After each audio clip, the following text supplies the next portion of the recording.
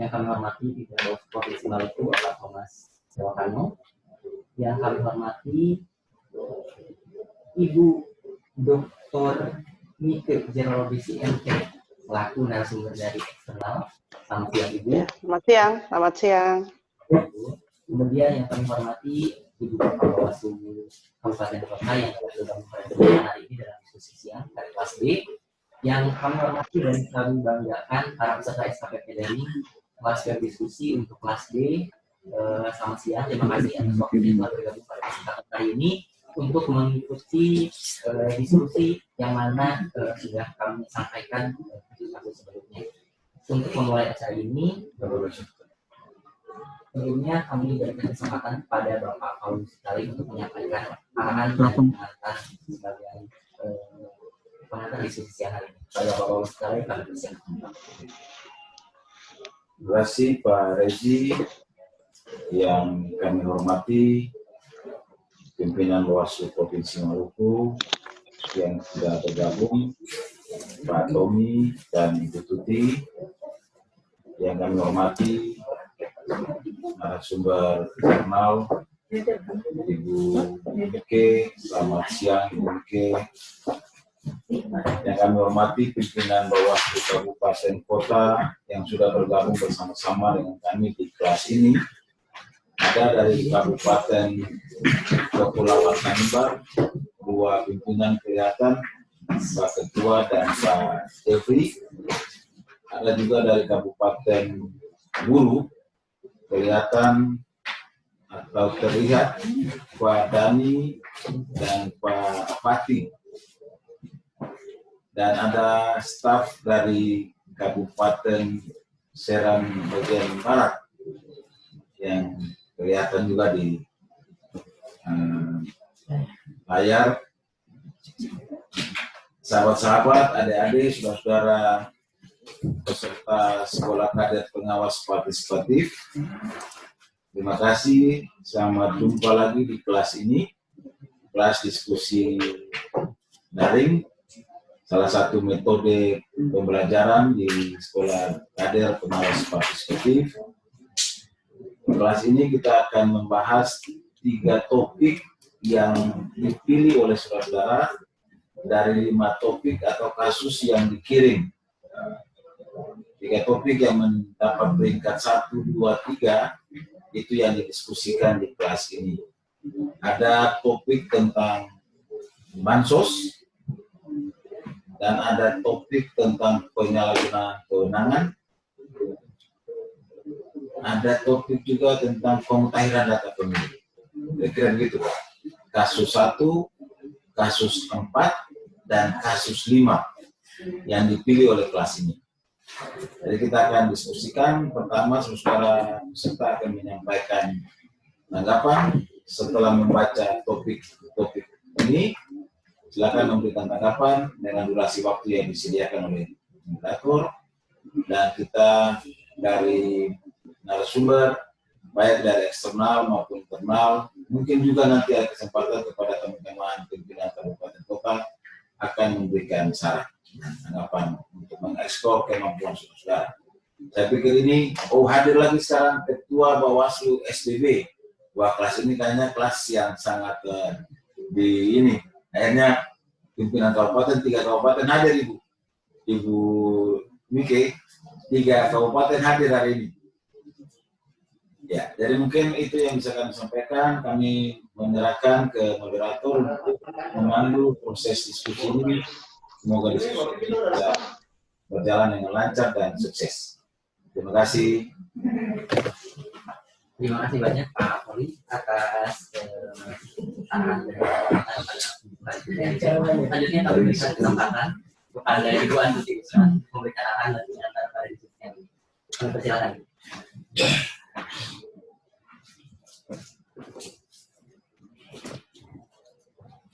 Baik, Assalamualaikum warahmatullahi wabarakatuh. Selamat siang, salam sejahtera untuk kita sekalian. Pimpinan Bawaslu yang hadir, yang saya hormati, ada Pak Ilok, ya, ada Kanda Ilok, bukan Poli, tapi Kanda Ilok. ada Kanda Ilok, ada Mas Tom. Beliau ini lahir di Jawa. Halo. Dan narasumber kita yang di rumah yang paling cantik ada Ibu Mike. Assalamualaikum warahmatullahi wabarakatuh, Ibu. Sehat selalu. Ya. Dan para peserta yang berbahagia. Ada juga pimpinan kabupaten dari Kepulauan Tanimbar dan Buru Selatan. Buru ya, dari SBB. Baik, hari ini baru kita kelihatan pimpinan-pimpinan di kabupaten ya, wajah-wajah pimpinan di kabupaten. Lalu si hari kemarin tidak ada yang muncul. Sehat ya pimpinan di kabupaten. Iya baik, mengawali arahan kami tadi sudah disampaikan oleh Kanda Ilok bahwa kegiatan ini adalah salah satu bentuk kegiatan di era new normal, ya keadaan normal, keadaan baru. Jadi karena kondisi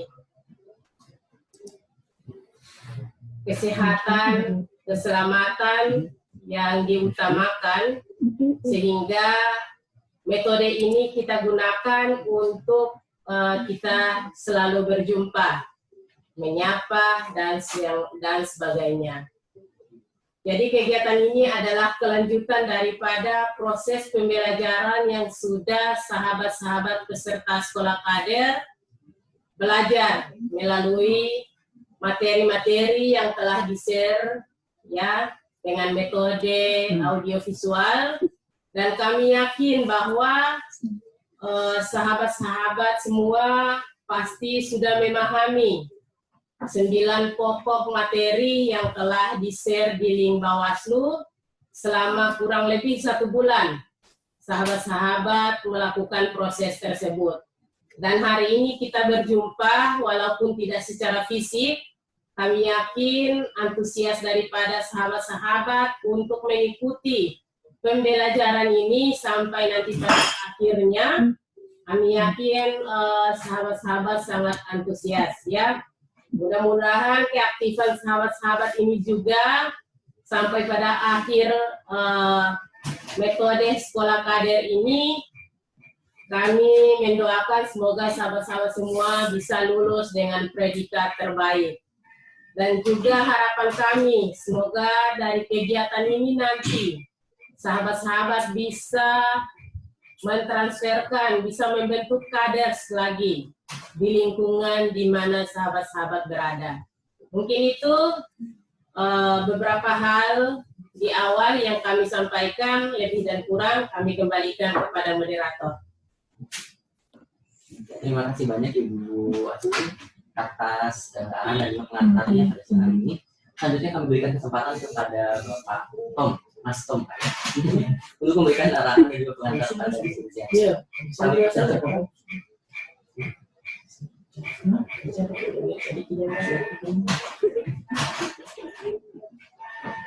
Ya, terima kasih saudara Regi. Sebenarnya saya tolak untuk menyampaikan arahan, tapi ya diberikan tanggung jawab harus melaksanakan dengan penuh tanggung jawab juga.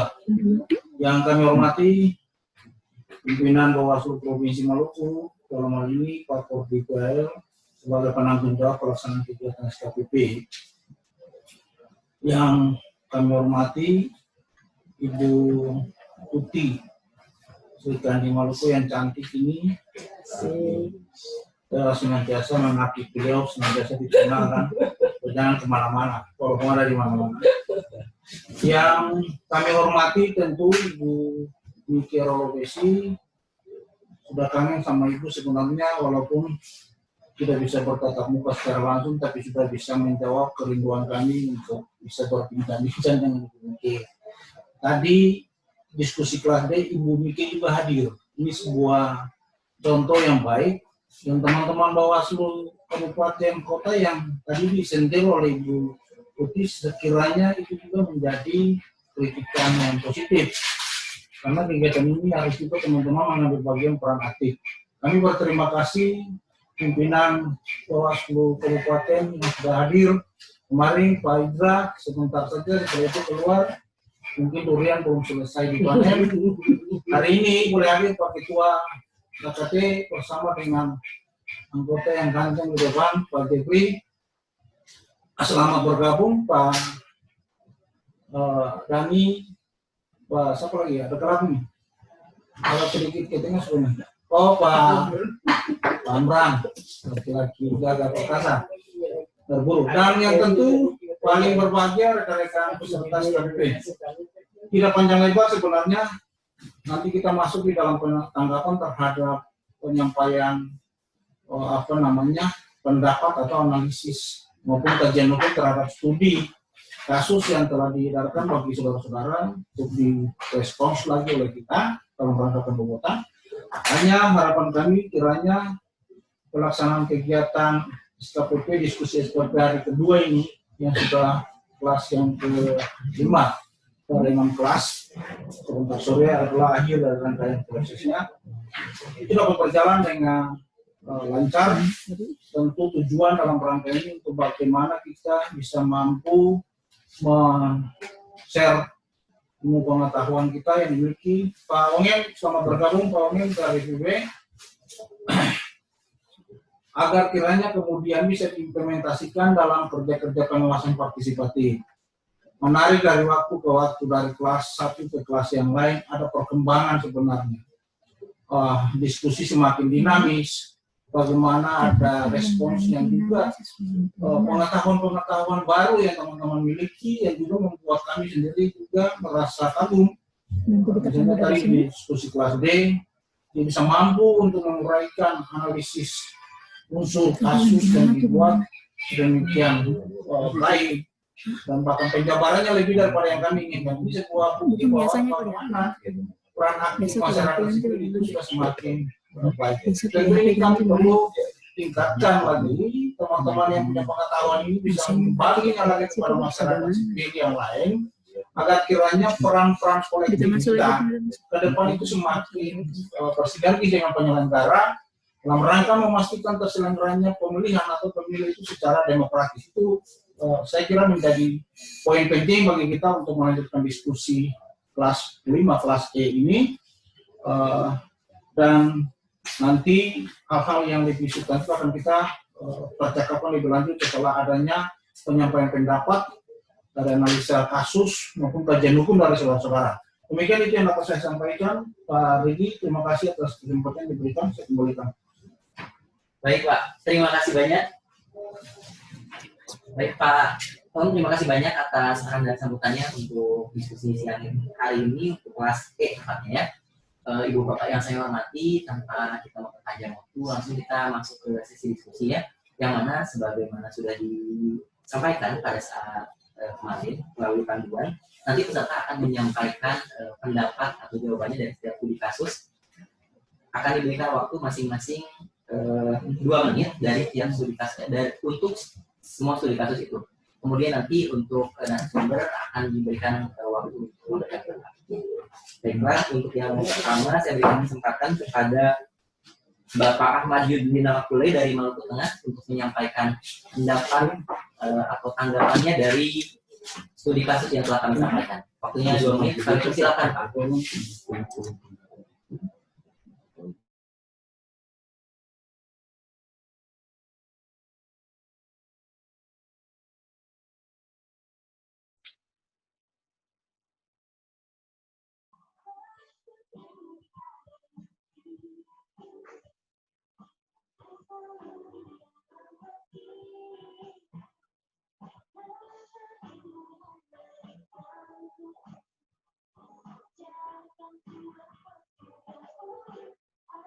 Pak Ahmad Yudli Namakule dari Maluku Tengah. Iya. Oke Pak, kami persilakan Pak untuk memberikan tanggapan dan jawabannya untuk setiap studi kasusnya. Waktunya 2 menit. Silakan. Ya baik, terima kasih sebelumnya.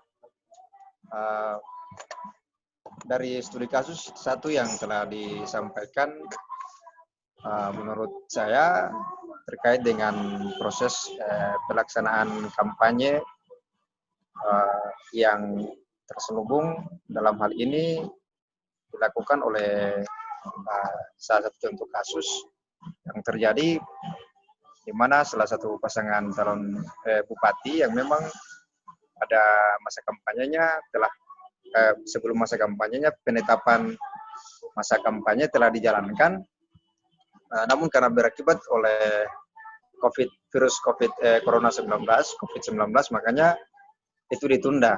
Nah, dalam pembagian sembako itu dikatakan ada penempelan stiker dan sebagainya yang itu menjadi satu modus kampanye. Namun yang berbeda di sini adalah terkait dengan penundaan daripada proses kampanye tersebut. Jadi menurut saya itu merupakan boleh dikatakan adalah satu proses pelanggaran yang terjadi dilakukan oleh salah satu pasangan calon bupati tersebut. Namun dari pihak Bawaslu sendiri itu harus melakukan proses meskipun itu belum termasuk dalam proses masa kampanye, tapi karena ini terjadi secara kondisional disebabkan oleh COVID-19. Kemudian sebagai peserta partisipasi SKPP daring, menurut saya langkah yang saya harus ambil sebagai peserta adalah bagaimana memberikan pemahaman yang sangat penting, yang sangat mendalam terkait dengan proses kampanye terselubung ini yang ditunggangi oleh kepentingan politik lewat proses kampanye tersebut yang terjadi secara kondisional ini. Olehnya itu biar agar tidak menimbulkan salah penafsiran di masyarakat terkait dengan ini, yang juga menjadi tugas dan tanggung jawab dari Bawaslu di provinsi maupun di kabupaten tersebut. Demikian, terima kasih. Saya kembalikan. Terima kasih banyak Pak Yudi untuk studi kasus keempat dan juga kelima Pak. Bagaimana? Langsung kami berikan kesempatan untuk menyampaikannya.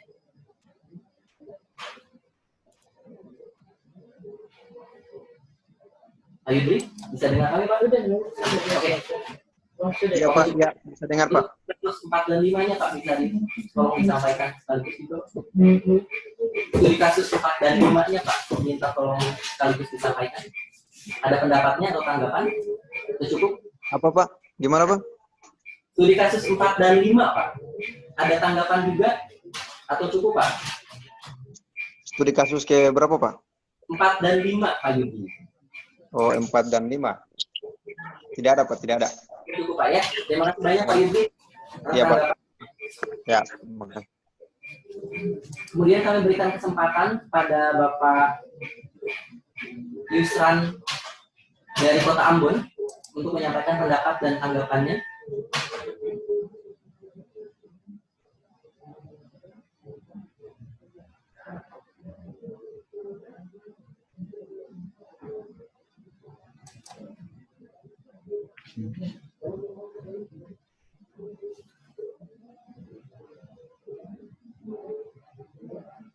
Pak Yusran, bisa dengar?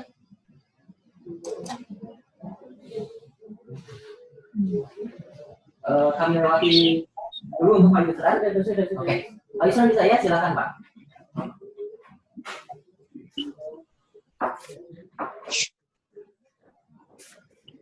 Pak Yusran, kami persilakan Pak untuk menyampaikan tanggapan jawabannya dari studi kasus yang kami sampaikan. Pak Yusran bisa dengar Pak? Tidak bisa, suara kecil. Pak Yusran, kami berikan kesempatan Pak untuk menyampaikan jawaban ataupun tanggapan dari setiap studi kasus yang kami sampaikan, Pak Yusran.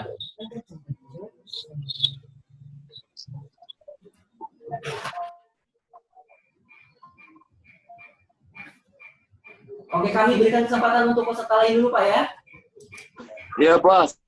Oke. Sejauh ini saya belum menemukan kasus yang sejauh ini saya belum menemukan kasus yang ada di lingkungan saya, Pak. Kasus. Oh, dia belum. Oke, baik Pak Yusran, terima kasih banyak Pak pendapatnya. Kemudian kami berikan kesempatan kepada Bapak Erwin Saramoku dari Seram bagian timur. Bapak Erwin Saramoku.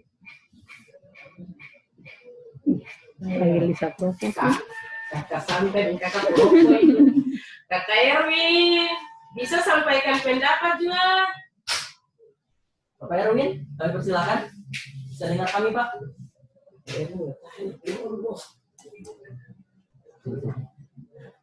Oke, kami lewati dahulu. Selanjutnya kami berikan kesempatan untuk Bapak Hari Silaja dari Seram bagian timur. Pak Erwin, bisa dengar Pak? Bisa bergabung Pak? Silakan Pak. Assalamualaikum warahmatullahi wabarakatuh. Waalaikumsalam warahmatullahi wabarakatuh. Yang saya hormati Bawaslu Provinsi Maluku dan 11 kabupaten kota dan peserta SKPP yang sungguh saya cintai dan sungguh saya banggakan. Dengan kondisi kasus yang saya temukan terkait dengan COVID-19 yang berdampak pada sosial masyarakat, bahwa wabah virus corona ini yang melanda Indonesia dan khususnya Provinsi Maluku dan terkhusus kepada Kota Ambon dan sekitarnya. Meranjak daripada situasi kasus kondisi COVID-19 ini bisa berdampak pada pemilu kada serentak yang akan diselenggarakan insya Allah bulan September. Oleh sebab itu, seharusnya pemerintah dan Bawaslu menerapkan aturan yang semestinya mempermudah dan memperlancar jalannya pengawasan partisipatif ataukah pengawasan yang berhubungan langsung dengan masyarakat untuk memenuhi pilkada serentak nantinya. Karena berhubungan dengan kasus COVID-19 yang sekarang melanda Maluku saat ini, itu cukup memberikan kebingungan bagi seluruh masyarakat.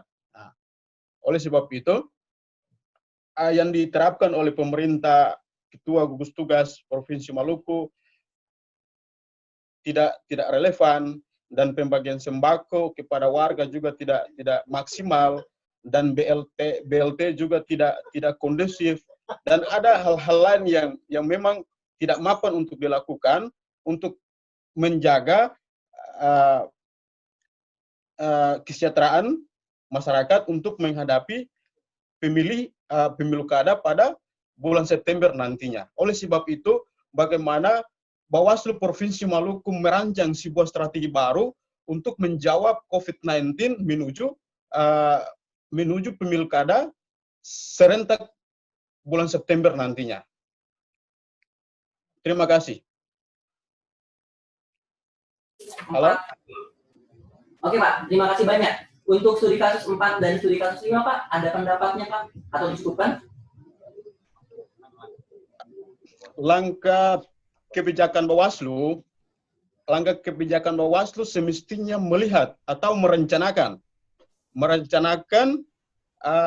apabila pilkada ini berhadapan pada masa pandemik ini, kira-kira perancangannya bagaimana, pengawasannya dari Bawaslu seperti apa, karena nanti sistem ini pada saat corona ini kan sistem pemilihan ini kan nanti berhadapan pada yang sekarang lagi kita harapkan. Kira-kira sistem yang dilakukan oleh Bawaslu seperti apa supaya bisa menjawab sistem pengawasan, pengendalian, kecurangan pemilih, dan lain-lain sebagainya. Oke. Ya. Terima kasih banyak Pak Erwin atas Ya, jawabannya. Kemudian kami berikan kesempatan kepada Bapak Anjani Saharo dari Ambon.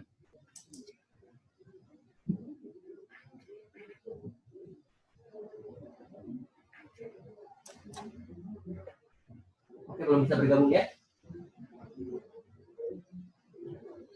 Kami berikan kesempatan kepada Bapak Lendi Orazel dari Kota Ambon.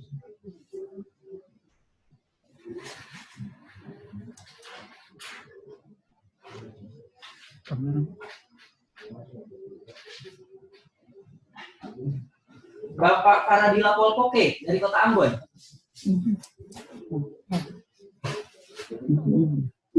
Bismillahirrahmanirrahim. Mohon maaf Ibu Faradila Polkoke dari Kota Ambon.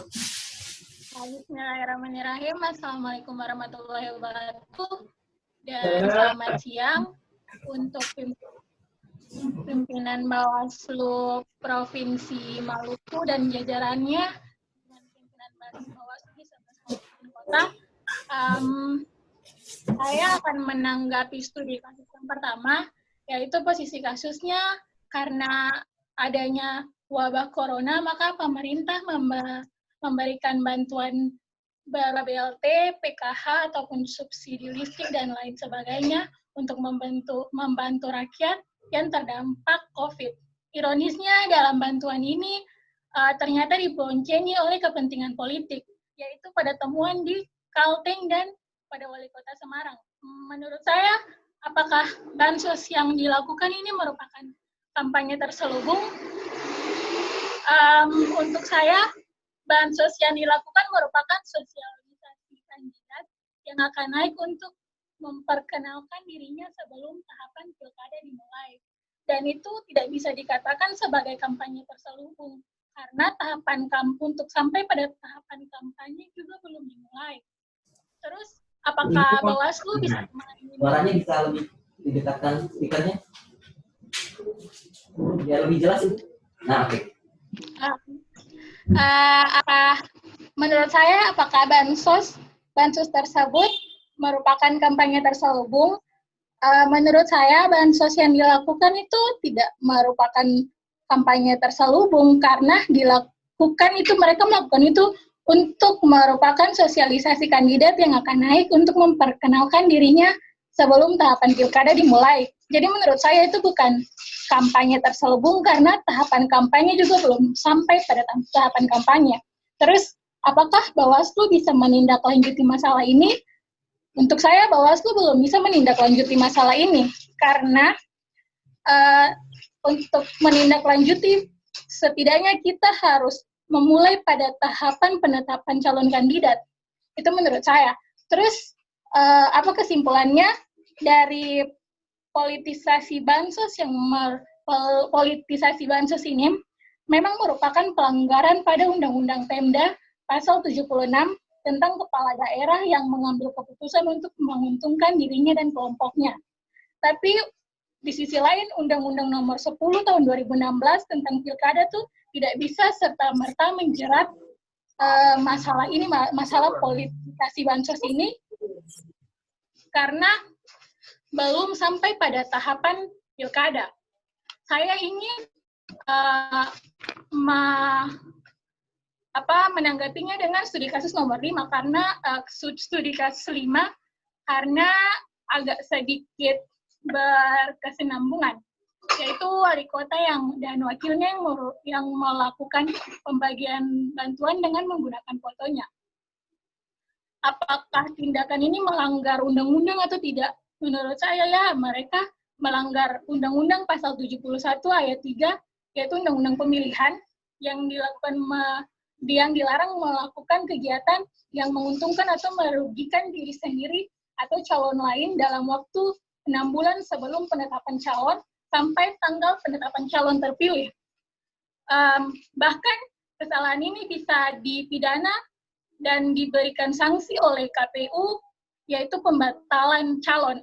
Itu saja, Pak. Saya kembalikan. Ibu Faradila, untuk studi kasus nomor 4, Ibu, ada tanggapannya? Silakan. Tidak, Pak. Oke, cukup Bu ya. Terima kasih banyak Ibu Faradila. Selanjutnya kami berikan kesempatan kepada Ibu Farida Lakukono dari Kota Ambon.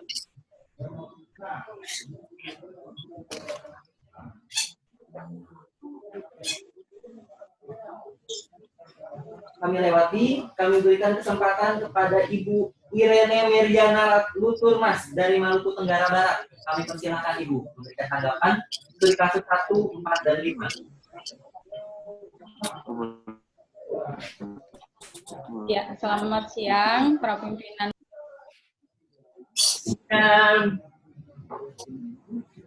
Silakan Ibu. Dia kasihan mute. Yang mana?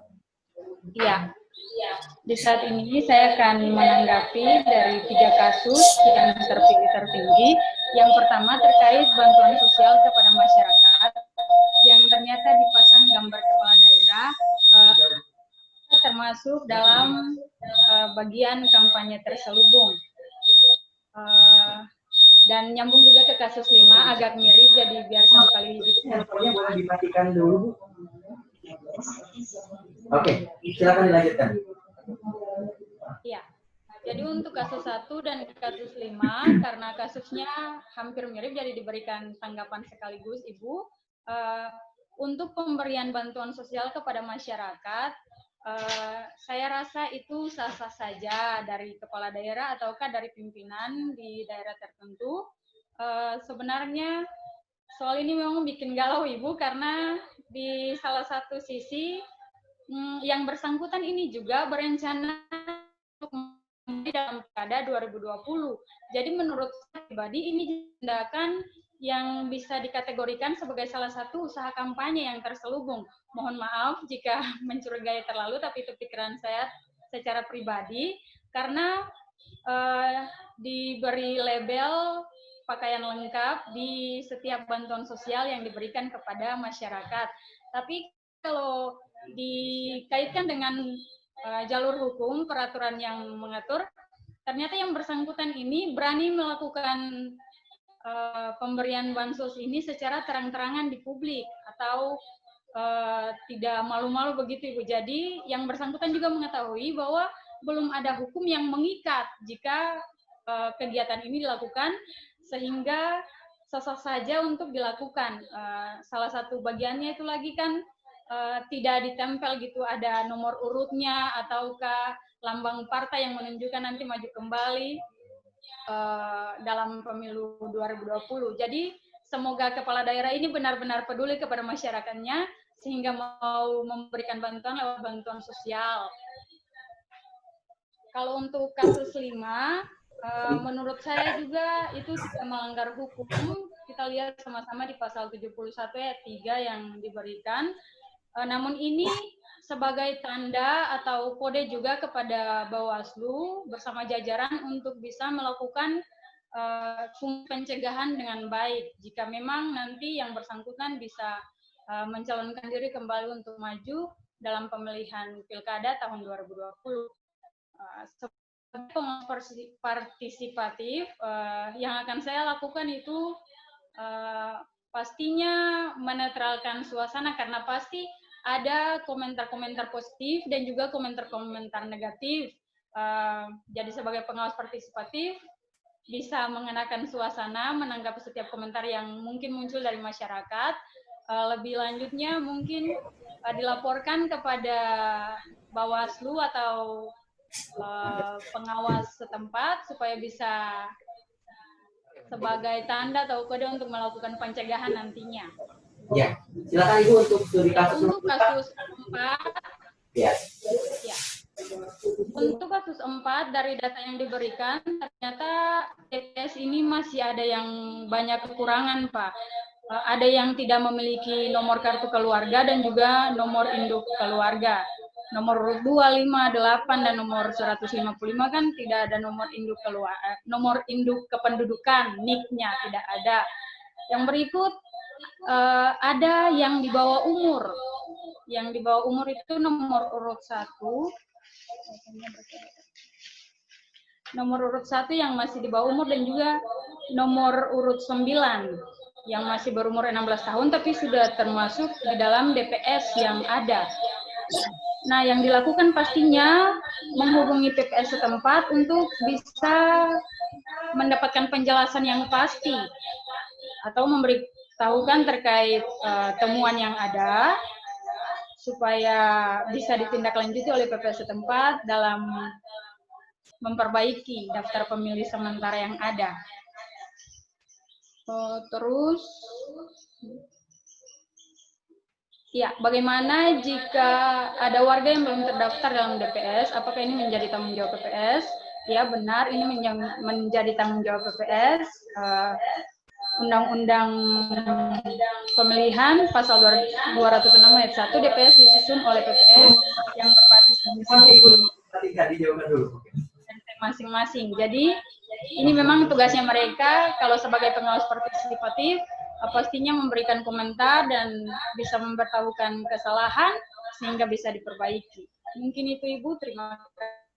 Oke Ibu Irena, terima kasih banyak atas tanggapannya. Kemudian kami berikan kesempatan selanjutnya kepada Bapak Rizal dari Maluku Tengah. Rival, mohon maaf, Bapak Rival Jam'an dari Maluku Tengah.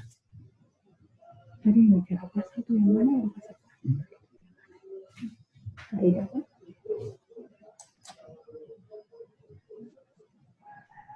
Halo, selamat Ya. siang. Selamat siang Pak, silakan. Untuk memberikan tanggapan terhadap kasus 1, 4, dan 5, waktunya 2 menit. Silakan Pak. Iya, terima kasih. Sebelumnya, Assalamualaikum warahmatullahi wabarakatuh. Salam sejahtera untuk katong semua. Shalom. Terima kasih para pimpinan dong yang sudah bikin kegiatan untuk aksi diskusi untuk daring yang kedua ini. Kemudian untuk menanggapi hal yang pertama, yaitu tentang pemberian dana bantuan bansos pada kasus 1, yang dimana sebenarnya ini telah menjadi pelanggaran hukum. Karena yang memberikan sumbangan tersebut itu adalah pejabat publik. Dan kalaupun pejabat publik yang memberikan itu Pak Rizal, mohon maaf, suaranya boleh diperkeras Pak. Suaranya. Ya, halo, ya. halo. Ya, halo. Iya, silakan Pak. Ya, untuk menanggapi kasus yang pertama, menurut saya itu adalah salah satu pelanggaran dan itu memang harus ditindaklanjuti karena mengingat bahwa pemberian sembako yang dilakukan itu oleh seorang pejabat publik. Jadi kalaupun seorang pejabat publik memberikan sebuah bantuan dengan modus seperti itu, berarti itu merupakan kampanye terselubung. Karena dia pasti akan mendaftar sebagai salah satu kandidat untuk periode berikutnya, dan itu pasti akan terjadi. Bagi saya untuk masalah itu sebenarnya menjadi pelanggaran hukum dan perlu dari Bawaslu juga untuk menekankan. Kemudian belum ada pemberian jadwal kampanye. Karena ada kan masih tahapan-tahapan pemilihan. Tahapan-tahapan pemilihan dari siapkan bakal calon sampai di tahap kampanye dan lain-lain itu kan harus disiapkan. Kemudian pada kasus kelima ini juga sama. Dia punya mekanisme tujuan dan niatnya juga sama karena dia merupakan salah satu pejabat publik juga. Jadi menurut saya apapun yang seorang pejabat publik lakukan itu tidak boleh menggunakan yang namanya atribut dari seorang gubernur ataupun bupati ataupun anggota dewan untuk melakukan kampanye terselubung, karena mengingat pemilihan kepala daerah itu akan berlangsung untuk 2020 seperti itu.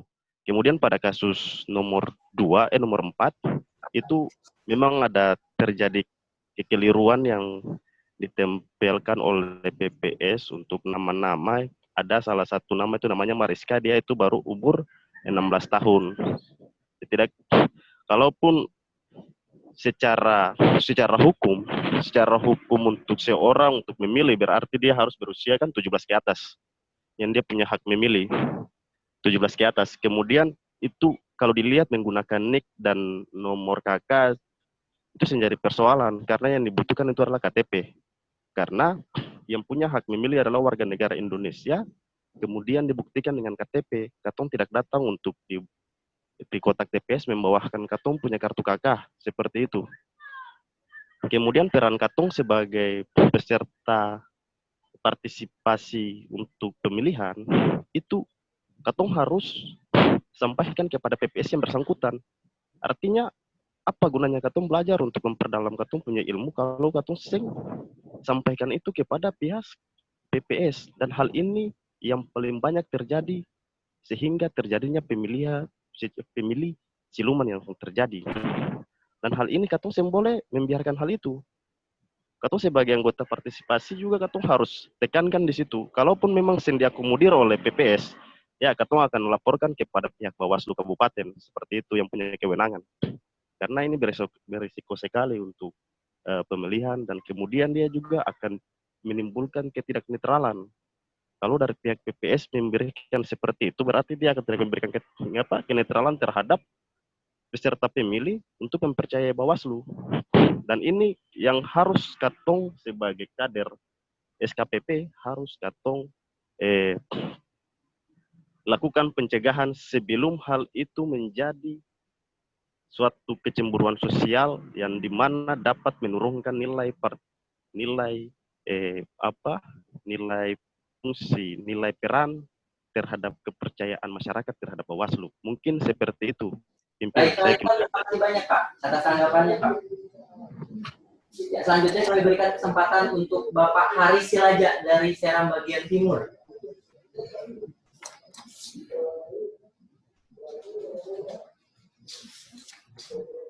Ya Pak, silakan Pak. Halo, selamat siang. Ya, siang Pak. Kami persilakan. Ya. Terima kasih atas kesempatan waktunya kepada pimpinan Bawaslu Provinsi Maluku dan jajarannya, kepada pimpinan Bawaslu Kabupaten Kota Provinsi Maluku, teman-teman peserta yang sungguh saya banggakan, terima kasih atas kesempatannya. Terkait tanggapan saya mengenai kasus pertama itu tentang bantuan sosial. Yang pertama-tama kita harus membedakan namanya bantuan sosial dengan bantuan yang bersifat pribadi. Nah, seperti kasus yang ditemukan, ada label yang ditemukan bantuan-bantuan sosial seperti Wali Kota Semarang. Nah, ini menurut beta sangat melanggar. Kenapa melanggar?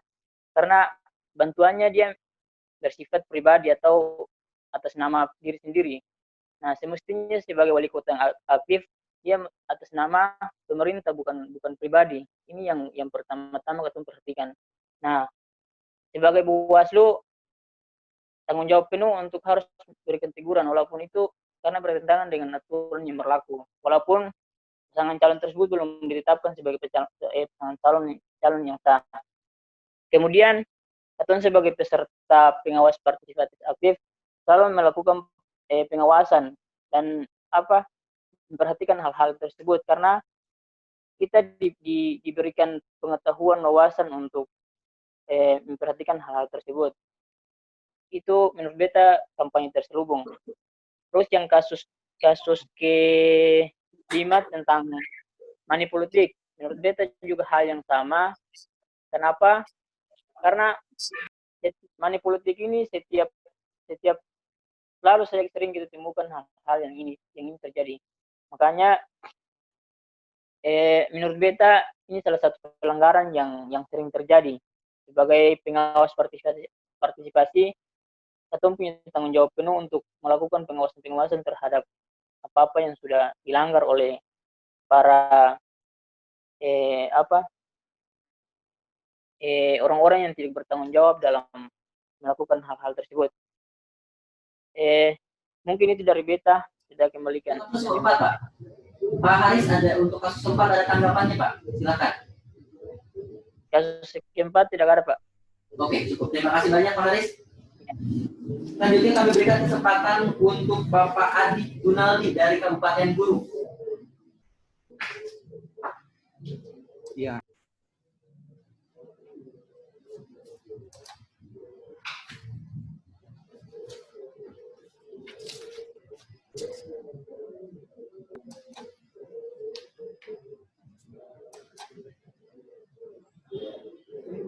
Oke, silakan Pak Adi. Ya. Assalamualaikum warahmatullahi wabarakatuh.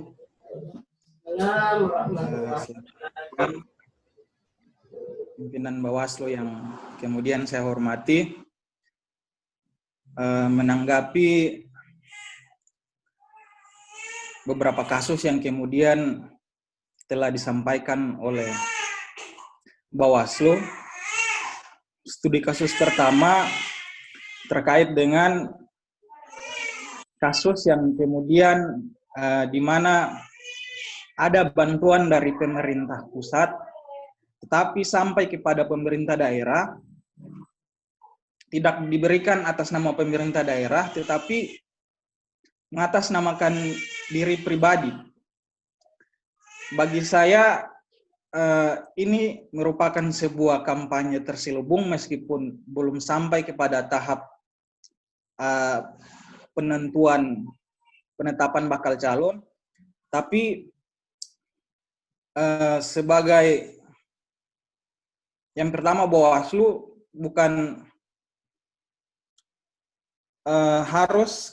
bukan melakukan penindakan, tapi harus sudah melihat tanda-tanda di mana pada awal sebelum melakukan pemilihan pilkada sudah ada yang kemudian melakukan kampanye terselubung meskipun belum sampai kepada tahap penentuan bakal calon. Kemudian sebagai kader partisipatif sudah tentu kami juga harus melakukan pendampingan terutama kepada masyarakat untuk bagaimana memberikan pemahaman agar dapat dimengerti kira-kira yang dilakukan oleh oknum-oknum tersebut benar-benar merupakan sebuah kampanye yang terselubung. Kemudian menanggapi untuk studi kasus keempat, dilihat dari beberapa data yang ada, kita bisa lihat di mana ada anak yang kemudian masih belum atau masih di bawah umur untuk mengikuti pilkada, kemudian ada beberapa data yang belum lengkap, sudah tentu data itu kemudian harus diperbaiki supaya bisa menjadi sebuah data yang berkualitas untuk dilakukan dalam pemilihan nanti. Dan sebagai kader partisipatif, tentu saja bukan hanya tugas PPS dan KPS untuk bagaimana mendaftar, kami juga harus bagaimana menuntun untuk sedikit memberikan saran ataupun memberikan masukan kepada masyarakat untuk bagaimana segera mendaftar sehingga daftar tersebut bisa dilengkapi. Dan yang terakhir untuk studi kasus kelima, sudah tentu itu kemudian merupakan sebuah pelanggaran dan masuk kepada pelanggaran tindak pidana karena telah melakukan kampanye mengatasnamakan kepala daerah untuk kepala daerah yang masih menjabat untuk melakukan kampanye mengatasnamakan pribadi orang yang mau mencalonkan diri sebagai calon kepala daerah dan wakil kepala daerah. Mungkin itu saja tanggapan dari saya. Ya baik, terima kasih banyak Bapak Adi Gunadi atas tanggapannya. Selanjutnya kami berikan kesempatan untuk Ibu Serlianti dari Kepulauan Aru.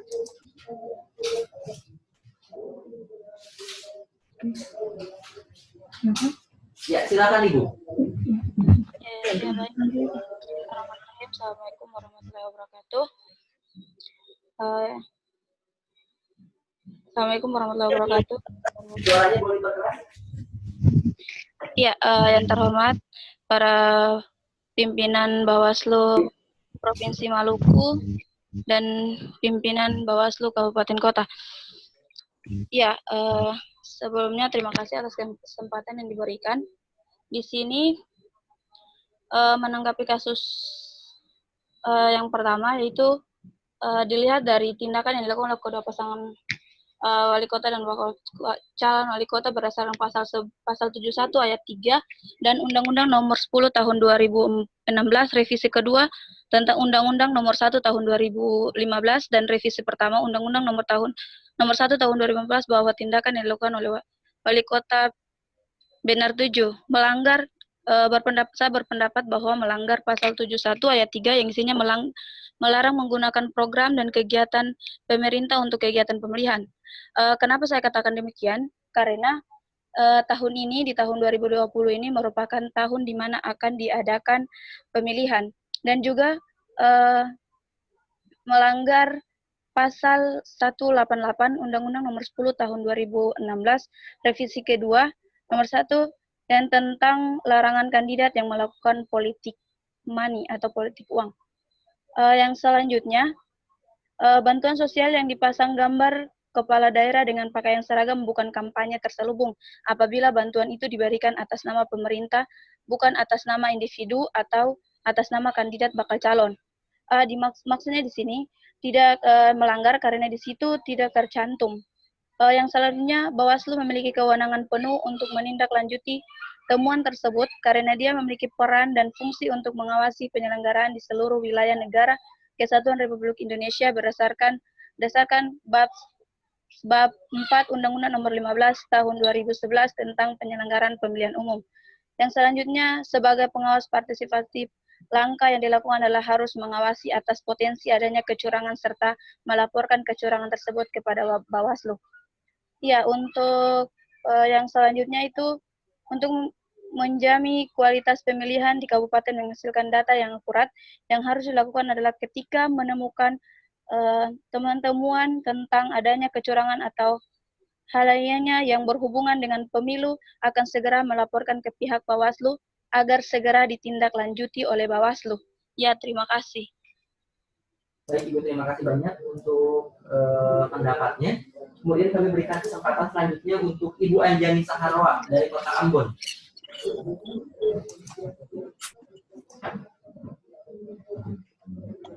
Ya, terima kasih kesempatannya. Assalamualaikum warahmatullahi wabarakatuh. Selamat siang Bapak dan Ibu. Dari kasus 1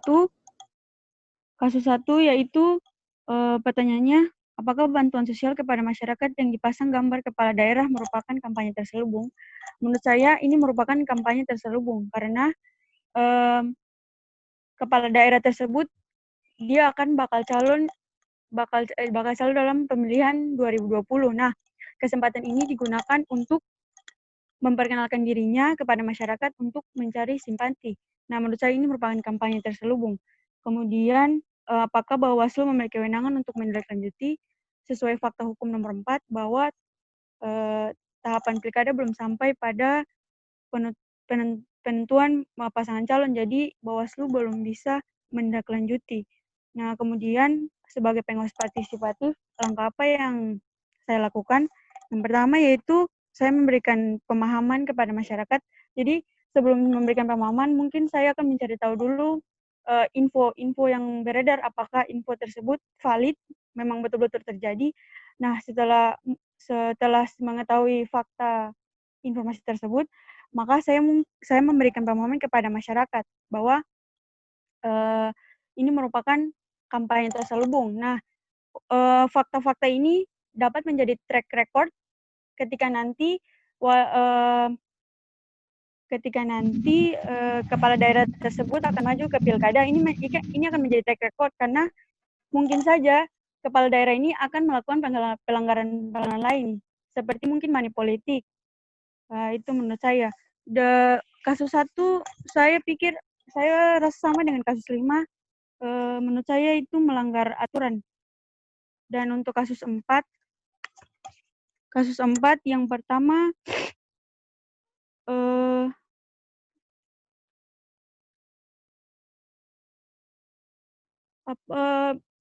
mencermati pengumuman DPS di atas, apa yang saudara-saudara temukan, yaitu yang saya lihat adalah tidak adanya kelengkapan data seperti nomor kartu keluarga, NIK, tempat tanggal lahir, juga ada status perkawinan. Terus yang kedua, menurut saya ini dilaporkan kepada panitia pemungutan suara untuk ditindaklanjuti. Lalu kemudian yang ketiga yaitu ini menjadi tanggung jawab karena setiap masyarakat menurut saya yang memenuhi syarat itu mempunyai hak suara, hak untuk memilih. Ya, terima kasih. Terima kasih banyak Ibu Anjani dari Kepulauan Aru yang menyampaikan Dari Ambon, mohon maaf, Ibu Aja dari Kota Ambon yang telah menyampaikan pendapatnya. Selanjutnya kami berikan kesempatan kepada Bapak Lendi Orazel dari Kota Ambon.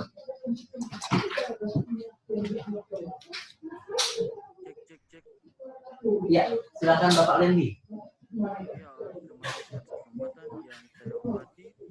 Bapak mau apa? Suaranya kurang keras Pak, boleh sedikit dinaikkan Pak?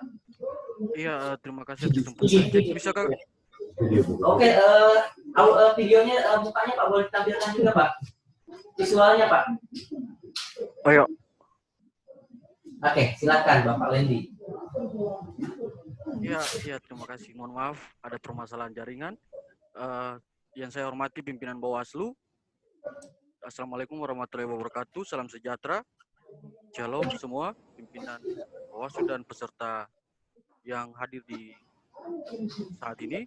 Terkait studi kasus yang menarik yang saya ikuti melewati info kemarin, itu terkait studi kasus pertama yang berkaitan soal kampanye.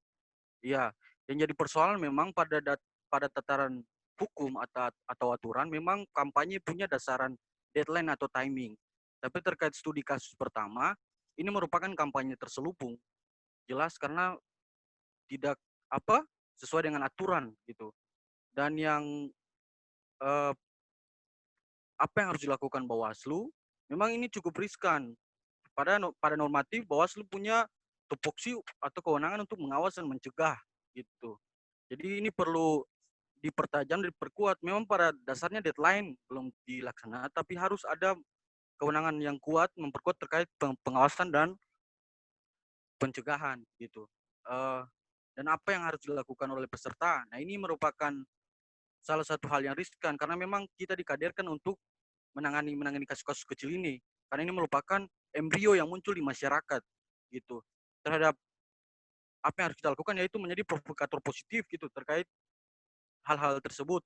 Dan yang kedua mempertajam tupoksi Bawaslu.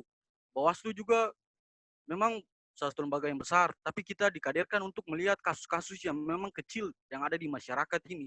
Jadi kita harus mempertajam tupoksi dari Bawaslu terkait pengawasan dan pencegahan. Dan kita juga harus memperdalam pengetahuan tentang aturan dan alur tahapan terkait pelaporan. Jangan sampai salah bertindak karena ada aturan main yang memang ada di Bawaslu gitu. Dan apakah memang di Ambon ada kasus-kasus seperti ini?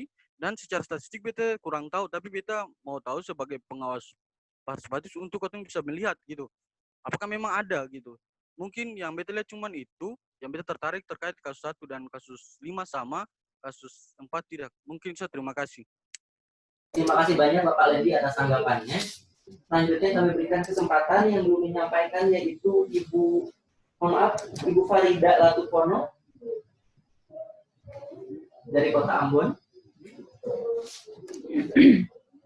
Oke, tidak bisa bergabung ya. Satu lagi pesertanya dari Kota Ambon juga Bapak Yusran Katahila. Bapak Yusran.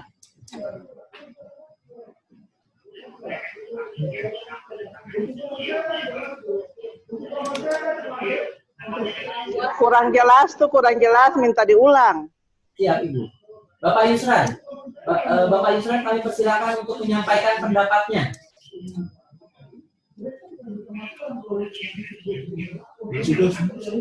Video di kasih. Bapak Yusran, mohon maaf videonya boleh ditampilkan. Layar mukanya Bapak Yusran. Bicara saya tidak dapat dengar ini. Bapak Yusran visualnya boleh ditampilkan.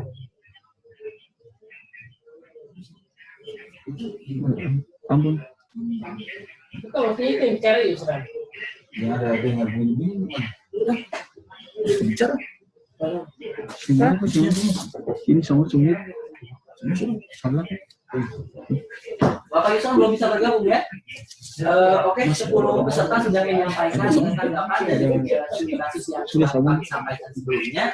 Kemudian kami berikan kesempatan kepada Ibu Nike untuk memberikan tanggapan dari jawaban yang sudah disampaikan oleh setiap peserta.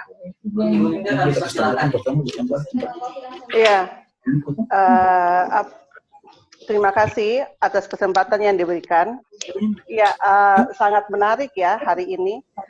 Apa yang tadi pagi disampaikan oleh Ibu Ida hari ini memang suhu diskusinya itu cukup menarik, dan tadi disampaikan juga oleh Pak Poli. Mungkin menurut saya ini karena tema studi kasus yang sebenarnya nomor 4, tapi dari tadi seluruh peserta hampir semua itu tidak tertarik untuk membahas studi kasus nomor 4, padahal itu juga sangat menarik dan sangat dibutuhkan, apalagi di tengah situasi pandemi seperti ini. Itu. Dan juga ada juga kehadiran dari pimpinan Bawaslu dari Kabupaten Pulau Buru dan SBB serta Tanimbar. Ya, sebelumnya Pak Thomas, Ibu Tuti, Pak Poli, Pak Moderator, dan pimpinan Bawaslu Kabupaten Kota, selamat siang. Assalamualaikum warahmatullahi wabarakatuh. Ya, mencermati tadi apa yang telah disampaikan, dipaparkan oleh masing-masing peserta. Untuk tema 1, itu yang seperti kemarin saya jelaskan bahwa ada kekosongan hukum di situ. Bagaimana kita mencermatinya di situ? Saya bukan pakar hukum, tapi nanti bisa dijelaskan oleh Pak Thomas, Pak Poli, dan Ibu Tuti. Tapi menurut saya sebaiknya seluruh kader Bawaslu ini itu sudah punya harus sudah punya insting naluri pengawas. Jadi mau dan tidak mau gerak-gerik kepekaan sosialnya itu terhadap masalah pelanggaran itu sudah ada. Jadi ketika dikombin dengan pemahaman terkait dengan dasar hukum pemilu atau pengawas, terus terkait dengan aturan-aturan yang lain, ditambah dengan apa yang terjadi di lapangan yang merupakan indikasi-indikasi, menurut saya itu sudah seharusnya langkah yang harus diambil oleh peserta yang merupakan kader Bawaslu itu sudah harus, sehingga cepat tanggap dan langkah-langkah konkret apa yang harus diambil itu sudah harus terjawab. Yang kedua, memang untuk misalnya kasus studi kasus nomor 4 ini memang cukup rumit, merupakan masalah yang dari awal negara kita melakukan pemilu sampai sekarang ini tetap bermasalah. Selain yang dicontohkan di dalam studi kasus tersebut, tapi kalau khususnya untuk kita di Kepulauan Maluku ini memang terjadi sangat terjadi kesalahan dalam pendataan pemilu. Misalnya kita ini daerah kepulauan, ada daerah-daerah yang sama sekali ada masyarakatnya tetapi jarang terjangkau, aksesnya tidak mudah untuk dijangkau, entah itu di pulau atau itu daerah-daerah terpencil. Itu yang seharusnya, padahal kalau melihat masalah sinkronisasi data pemilu antara Dukcapil itu kan per semester, per triwulan itu sudah ada pemuktahiran data. Ketika ada pemuktahiran data, otomatis itu data-data itu berubah. Jadi ini yang seharusnya dicermati juga oleh kader Bawaslu, sehingga bisa dilihat ketika 3 bulan yang pertama kali dilihat yang seharusnya berada dalam lingkup terdekat dari kader itu dulu, karena dia yang memahami, mengetahui situasi yang ada. Jadi ketika misalnya satu TPS itu ada kader Bawaslu di situ, dia mengetahui dalam jangka waktu 3 bulan terutama ada perpindahan penduduk, ada kelahiran, ada kematian, ada juga perkawinan di situ, sehingga betul-betul dia memahami mana yang sudah bisa merupakan yang masuk dalam daftar yang masuk dalam DPT maupun tidak, sehingga tidak ada masalah kalau misalnya tidak dapat undangan, lalu ada NIK, ada KTP, ada lain sebagainya. Ini yang memang harus perhatikan. Nah, ya, tapi yang sebagian besar saya rasa pemahaman terkait dengan bagaimana dia sebagai kader pemilu itu sudah cukup bagus, pemahaman mereka terkait juga dengan penguasaan materi, dasar hukum, regulasi yang mengatur itu juga sudah baik. Tetapi bagi saya seorang kader Bawaslu dalam hal pengawasan partisipatif itu saya rasa berpulang dari kemauan diri sendiri, apalagi sudah ada penguatan kapasitas seperti ini, itu sudah tidak ada halangan lagi, dia sudah tahu tuh kepekaan sosial untuk melihat permasalahannya itu sudah langsung bisa. Untuk sementara dari saya, terima kasih. Terima kasih banyak Ibu Miki atas tanggapannya. Kemudian kami berikan kesempatan kepada Bapak Poli untuk yang pertama memberikan tanggapan. Baiklah, kami berikan kesempatan kepada Bapak Thomas untuk memberikan tanggapannya terhadap pendapat yang sudah disampaikan oleh setiap peserta. Untuk Bapak Tom, kami silakan Pak. Iya. Terima kasih, Regi, yang kedua kali. Saya memang diperlakukan agak diskriminatif sebenarnya. Setelah memberikan arahan berupa tadi, saya keluar dan mendengar percakapan apa yang disampaikan, tapi bukan berarti saya tidak mengikuti. Ada catatan-catatan dari pendapat saudara-saudara yang sudah dirangkum oleh tim Pokja, dan saya bisa mencoba untuk bagaimana membobotinya. Karena sehubungan dengan kasus 1 dan 5, yang sejak dari hari pertama di 4 kelas itu berturut-turut didiskusikan, lalu yang poin studi kasus keempat ini kebetulan pimpinan Popoli ya, berkaitan DPT nanti saya lebih tidak menyentuh ke sana. Saya fokus saja dengan soal bansos itu pasal 71 ayat 3, karena saya juga ada lagi diskusi yang bersamaan, saya membagi waktu. Lanjut saja dengan apa yang telah disampaikan oleh teman-teman. Ini kan ada pendapat yang bervariasi soal bagaimana pasal 71 ayat 3 dalam kegiatan pembagian bansos itu apakah merupakan tindakan penyalahgunaan kewenangan atau menggunakan program dan kegiatan pemerintah dalam rangka menguntungkan pasangan calon. Dari hari pertama dan tadi pagi saya secara tegas menyampaikan begini, soal bagaimana menganalisis unsur itu pertama dalam kajian hukum terhadap pemenuhan unsur bagi sebuah delik.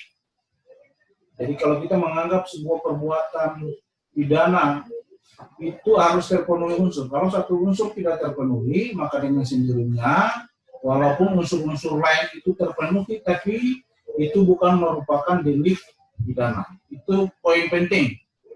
Nah, perdebatan soal pasangan calon ini kan dari kasus posisi menggambarkan bahwa sejak perbuatan yang dilakukan itu belum ada penetapan pasangan calon. Jadi perbuatan itu dilarang kalau setelah mengalami perubahan di Undang-Undang Nomor 10 Tahun 2016 itu rentang waktu 6 bulan sebelum penetapan pasangan calon dan setelah sampai dengan adanya penetapan calon terpilih.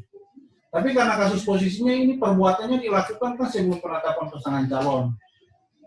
Nah kemudian setelah menunggu adanya penetapan pasangan calon, apakah perbuatan itu bisa ditindaklanjuti dalam mekanisme apakah laporan, pintu masuk laporan atau temuan? Ini menarik untuk didiskusikan.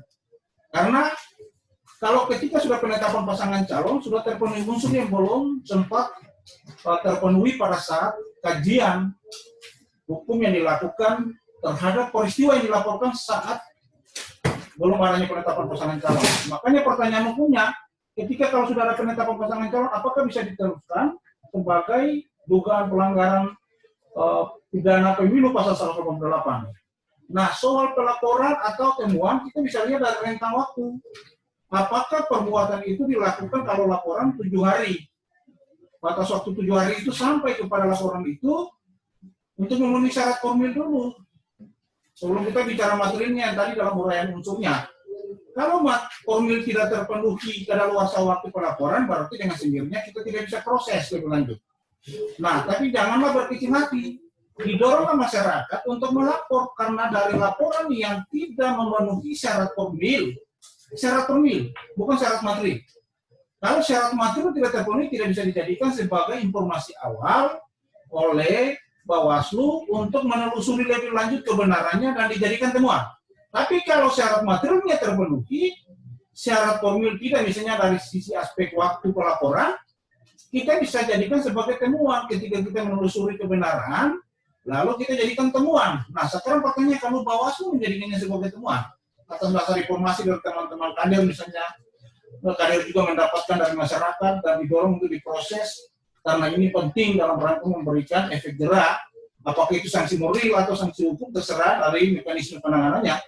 Tapi kalau mekanisme temuan yang ditempuh, kemudian perbuatan itu terjadi saat kapan? Itu pertanyaan hukumnya lagi. Boleh terpenuhi, tapi secara material dia tidak bisa terpenuhi. Karena perbuatan ini terjadi sebelum adanya penetapan pasangan calon. Walaupun temuan itu diproses setelah adanya pasangan calon. Itu yang mesti harus kita bedakan. Harus hati-hati di sana untuk menentukan sikap kita. Boleh kita menunggu penetapan pasangan calon, karena Bawaslu menganggap ya sudah, tunggu saja nanti dibuat laporan hasil pengawasan. Tunggu penetapan pasangan calon, laporan hasil pengawasan dibuat, diproses lebih lanjut, proses menjadi temuan, dituangkan dari laporan hasil pengawasan ke A2 misalnya. Tapi kemudian ketika dalam kajian pembuktian materi tidak terpenuhi tempus daripada perbuatan pidana itu, yaitu waktu perbuatan pidana itu kapan?